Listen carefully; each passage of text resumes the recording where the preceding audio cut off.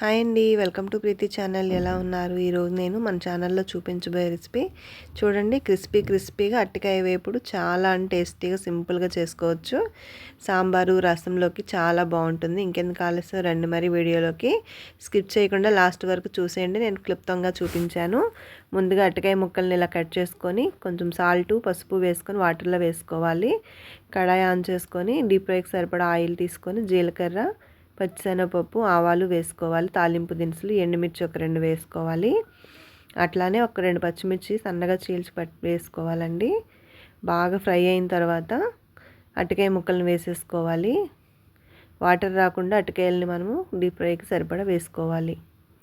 చూసారు కదా, ఇట్లా అరటికాయ అంతా వేసి మనం మూత పెట్టిన తర్వాత ఫ్రై చేసుకోవాలండి. అప్పుడే క్రిస్పీగా ఫ్రై అవుతాయి. మూత పెట్టేసామనుకోండి మెత్తబడుతుంది ముక్క. అందుకని మూత పెట్టకుండానే సిమ్లోనే ఇట్లా కాస్త ఫ్రై చేసుకుంటూ మధ్య మధ్యలో కలుపుతూ ఉండాలి.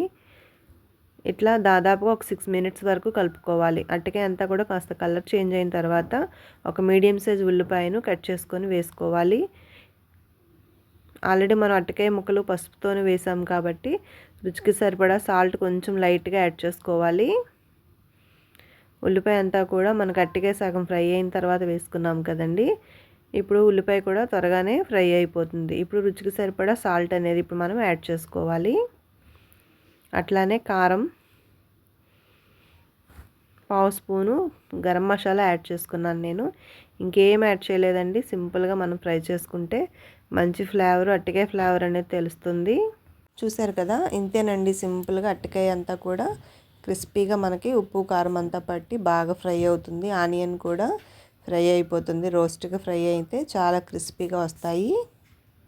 రసము సాంబార్ అనే కాదండి, ఉత్తినోటితోనే చక్కగా తినేసి అంత బాగుంటుంది. ఈసారి ట్రై చేయండి. అరటికాయ తెచ్చుకున్నప్పుడు నా స్టైల్లో ఒకసారి ట్రై చేయండి.